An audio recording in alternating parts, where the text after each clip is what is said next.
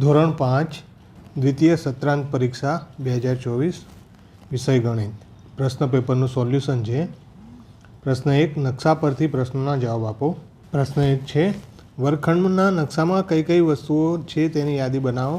તો આપણે અહીંયા જે નકશામાં જોઈ શકીએ છીએ સ્વિચબોર્ડ, પ્રોજેક્ટ સ્ક્રીન, લેપટોપ, ખુરશી, ટેબલ અને પાટલી.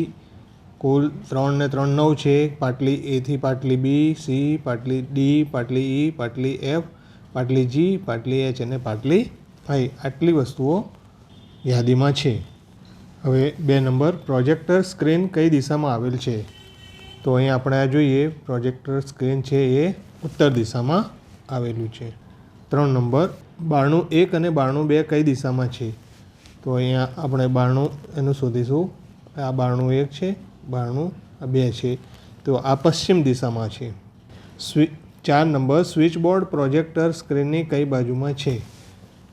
તો આપણે આ સ્વિચબોર્ડ છે એ કઈ બાજુ છે. તો આ ડાબી બાજુ એટલે છે આપણે જે ડાબો હાથ છે એ બાજુ છે એટલે ડાબી બાજુ છે.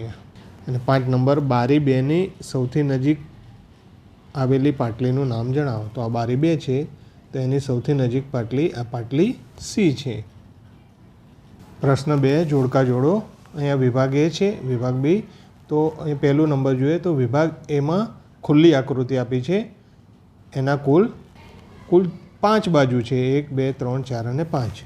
તો જ્યારે બંધ આકૃતિ કોઈ અને આ બધી બાજુઓ સરખી છે એટલે જે આકૃતિ હશે સમઘન હશે, પરંતુ સમઘનની સાથે અહીંયા 5 જ બાજુઓ છે એટલે સમઘનને કુલ બંધ સમઘન હોય તો 6 હોય અને આને 5 છે એટલે એ જે સમઘન હશે ખુલ્લી આકૃતિ એક બાજુ એની ખુલ્લી હશે.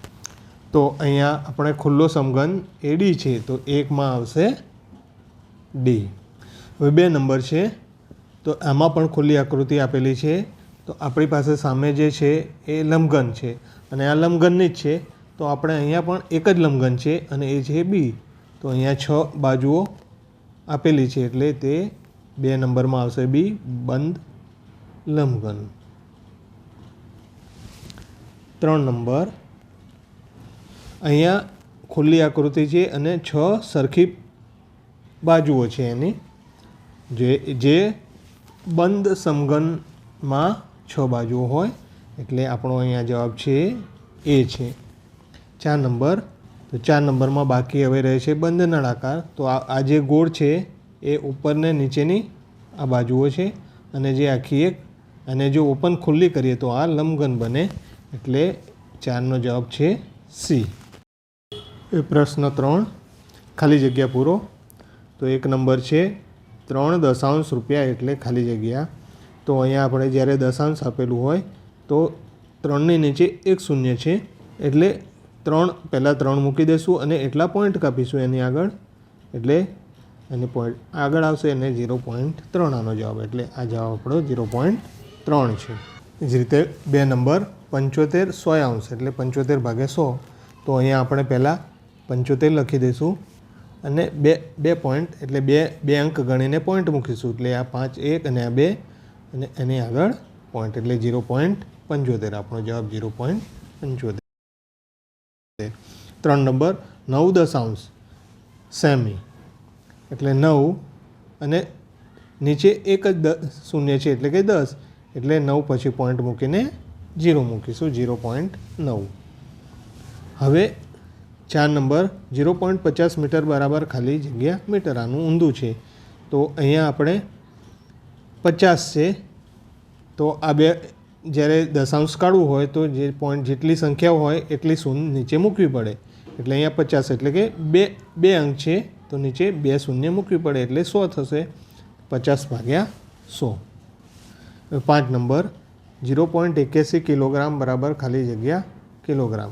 અહીં પણ એ જ થશે 0.81 એટલે કે એમાં બે સંખ્યાઓ છે એટલે નીચે પણ 2 શૂન્યવાળી એટલે એકની નીચે 2 મીંડા એટલે 100 એટલે 81 ભાગ્યા 100 થશે. હવે પ્રશ્ન 4 5 મીટર અને 40 સેમીને મીટરમાં કઈ રીતે લખાય.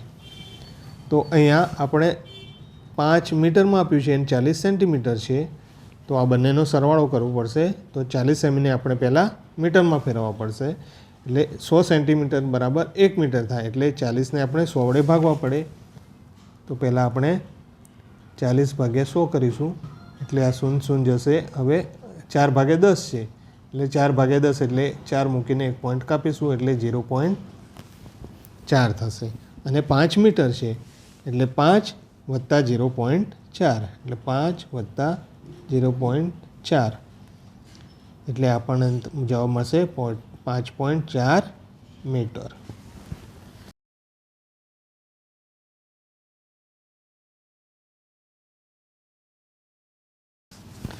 હવે 7 કિલોગ્રામ એટલે કેટલા ગ્રામ થાય? તો 1 કિલોગ્રામ એટલે 1000 ગ્રામ. તો 7ને આપણે 1000 વડે ગુણીએ તો 7 ગુણ્યા 1000 એટલે થશે 7000 ગ્રામ. 9 mm સેન્ટીમીટરમાં કેવી રીતે લખાય? તો 10 મિલીમીટર એટલે 1 સેન્ટીમીટર થાય. એટલે 9ને આપણે 10 વડે ભાગવા પડે તો સેન્ટીમીટરમાં જવાબ મળે. એટલે 9 ભાગ્યા 10 સેમી થશે. હવે એને દશાંશમાં લખવું હોય તો 1 પોઈન્ટ કાપવું પડે, એટલે 0.9 સેમી. હવે પ્રશ્ન 5, નીચેના દાખલા ગણો. એક લંબચોરસ પ્લોટની લંબાઈ 30 મીટર અને પહોળાઈ 20 મીટર છે, તો તેનું ક્ષેત્રફળ શોધો. તો આપણે અહીંયા જગ્યામાં લખીશું 1 નંબર. તો ક્ષેત્રફળનું સૂત્ર છે લંબાઈ ગુણ્યા પહોળાઈ. લંબાઈ ગુણ્યા પહોળાઈ, એટલે લંબાઈ છે 30 મીટર અને પહોળાઈ છે 20 મીટર, એટલે 30 ગુણ્યા 20. 30 ગુણ્યા 20 એટલે થશે 3 દુ 6, અને આ 2 શૂન્ય બીજી લાગશે, એટલે 600 મીટરનો વર્ગ. 2 નંબર, એક ખેતરનું ક્ષેત્રફળ 140 ચોરસ મીટર છે. તેની લંબાઈ 70 મીટર હોય તો તેની પહોળાઈ મેળવો. હવે ક્ષેત્રફળ બરાબર લંબાઈ ગુણ્યા પહોળાઈ થાય. લંબાઈ ગુણ્યા પહોળાઈ થાય. અહીંયા આપણે પહોળાઈ મેળવવી છે, એટલે આ પહોળાઈ મેળવવા માટે આપણે ક્ષેત્રફળને લંબાઈ વડે ભાગવું પડે, કેમ કે આ લંબાઈ આ બાજુ જશે એટલે ભાગાકારમાં જશે. એટલે ક્ષેત્રફળ ભાગ્યા લંબાઈ. તો લંબાઈ ક્ષેત્રફળ 140 છે અને લંબાઈ એટલે 140 ભાગ્યા 70. અહીં 7 જશે, 0 જશે અને 7 દુ 14, એટલે તેની પહોળાઈ આવશે 2 મીટર. 3 નંબર, એક લંબચોરસ આકારના પાર્કની લંબાઈ 12 મીટર અને પહોળાઈ 10 મીટર હોય તો તેની ફરતે મયુર એક ચક્કર લગાવે તો મયુરે કેટલું અંતર કાપ્યું હશે? તો અહીંયા આપણે વસ્તુ જે આપેલી છે તે લંબચોરસ છે અને ફરતે અંતર કાપવું એટલે કે પરિમિતિ. તો એને ચારે બાજુથી એની કિનારીએ ફર્યો છે એટલે પરિમિતિ આવે. પરિમિતિ બરાબર 2 કૌંસમાં લંબાઈ વત્તા પહોળાઈ, કેમ કે આ લંબચોરસ છે. હવે લંબાઈ 12 અને પહોળાઈ 10 છે, એટલે 2 કૌંસમાં 12 વત્તા 10, એટલે 12 ને 10 22 થશે. એટલે 2 ગુણ્યા 22, એટલે 22 દુ 44 મીટર થશે. તો મયુરે 44 મીટરનું અંતર કાપ્યું હશે. 4 નંબર, એક ચોરસ રૂમાલની લંબાઈ 20 સેમી હોય અને તો તેની પરિમિતિ કેટલી? હવે ચોરસની પરિમિતિ બરાબર 4 ગુણ્યા લંબાઈ. અહીંયા લંબાઈ આપણને આપેલી છે 20 સેમી, એટલે 4 ગુણ્યા 20 થશે. 4 દુ 8 એટલે 80 સેન્ટીમીટર પરિમિતિ હશે. હવે 5 નંબર, એક ચોરસ કેરમ બોર્ડની પરિમિતિ 360 સેમી છે, તો તેની લંબાઈ કેટલી થાય? તો પરિમિતિ બરાબર 4 ગુણ્યા લંબાઈ, કેમ કે ચોરસ છે. હવે અહીંયા આપણને પરિમિતિ આપી દીધેલી છે અને લંબાઈ શોધવાની છે, તેથી લંબાઈને 4, પરિમિતિ જે છે એને 4 વડે ભાગીશું. આ 4 અહીંયા જશે ભાગાકારમાં, એટલે લંબાઈ બરાબર પરિમિતિ ભાગ્યા 4 બરાબર 360 ભાગ્યા 4, 4 9 36 અને 0, એટલે 90 સેમી એની પરિમિતિ હશે. પ્રશ્ન નંબર 6, નીચેનું કોષ્ટક પ્રતિવર્ષ કૂતરાઓની સંખ્યા કેટલી ઝડપથી વધે તે બતાવે છે. કોષ્ટકના આધારે નીચેના પ્રશ્નોના જવાબ આપો. તો 1 નંબર છે, શરૂઆતના વર્ષમાં કૂતરાની સંખ્યા કેટલી છે? એટલે શરૂઆતમાં કૂતરાની સંખ્યા 12 છે. તો અહીંયા આપણને આપેલું જ છે, શરૂઆતમાં કૂતરાની સંખ્યા 12 છે. 4 વર્ષમાં કૂતરાઓની સંખ્યા કેટલી થઈ? તો અહીંયા 4 વર્ષ, તો 4 વર્ષમાં 110 થઈ. કયા વર્ષમાં કૂતરાઓની સંખ્યા 220 છે? તો આપણને અહીંયા બતાવે છે 6 વર્ષમાં કૂતરાઓની સંખ્યા 220 થઈ. 3 વર્ષ કરતાં 6 વર્ષમાં કૂતરાઓની સંખ્યા કેટલી વધારે છે? તો અહીંયા 6 વર્ષ અને 3 વર્ષ એની બાદબાકી કરીશું એટલે 220 ઓછા 56. અહીંયા દસકો લઈશું, અહીંયા 1 થશે, 10માંથી 6 જાય 4, અહીં ફરીથી 1 થશે, આ 10 થશે, અહીંયા 5 આવશે અને આ 1. એટલે 3 વર્ષ કરતાં 6 વર્ષમાં કૂતરાઓની સંખ્યા કેટલી વધારે છે? તો 100. 1 વર્ષની સરખામણીમાં કયા વર્ષમાં કૂતરાઓની સંખ્યા બમણા કરતાં થોડી વધારે છે? તો 1 એટલે બમણા, 16ના બમણા કરીએ તો 32 થાય. 32 કરતાં થોડી વધારે એટલે 34. એટલે 2 વર્ષમાં 16 દુ 32 એટલે 34 થોડી વધારે છે. અહીં આવશે 2 વર્ષ. હવે પ્રશ્ન નંબર 7, દાખલા ગણો. એક ગામમાં 600 લોકો રહે છે. દરેક વ્યક્તિ દરરોજ 9 ગ્લાસ પાણી પીવે તો 1 વર્ષમાં તેઓ કેટલા ગ્લાસ પાણી પીવે? તો અહીંયા સીધો આપણે ગુણાકાર કરીએ કે 9 ગ્લાસ પીવે તો 600 છે, તો 600 ગુણ્યા 9 કરીએ. 600 ગુણ્યા 9 એટલે 9 છગ 54 અને 2 શૂન્ય લાગશે. આટલા ગ્લાસ પાણી પીવાશે. 2 નંબર, ગોવિંદભાઈ 62 રૂપિયા પ્રતિ લીટર ભાવે દૂધ વેચે છે. 1 મહિનામાં 250 લીટર દૂધ વેચે તો તે 1 મહિનામાં કેટલું કમાશે? તો અહીંયા પણ ગુણાકાર થશે, 250 ગુણ્યા 62. અહીં આપણે ગુણાકાર કરીશું, 250 ગુણ્યા 62, શૂન્ય, આ શૂન્ય થશે, 6 35 ને શૂન્ય, વધી 3, 6 દુ 12, 3 15, અહીંયા શૂન્ય, 5 દુ 10 ને શૂન્ય, વધી 1, 2 દુ 4 ને 5, 0 0 5 5 1,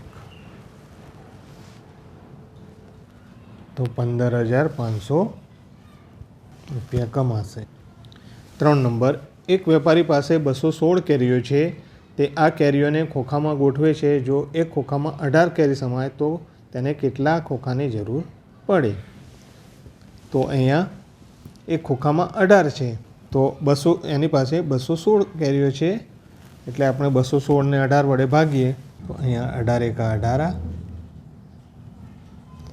19 20 21 3, 18 દુ 36.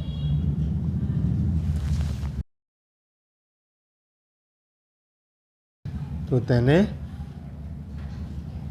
12 ખોખાની જરૂર પડે. પ્રશ્ન 8, 20 રૂપિયાના એક સિક્કાનું વજન 10 ગ્રામ હોય તો 3 કિલોગ્રામ વજનમાં કેટલા સિક્કા હોય? તો અહીંયા આપણે સિક્કા શોધવાના છે, એટલે સિક્કા પાછળ આવશે. અહીંયા વજન છે તો 10 ગ્રામનો એક સિક્કો થાય તો 3 કિલોગ્રામ એટલે કે 3000 ગ્રામના કેટલા સિક્કા? એટલે આ બેનો સરવાળો થશે, ગુણાકાર થશે, એટલે 3000 ભાગ્યા 10 બરાબર શૂન્ય જશે, એટલે 300 સિક્કા.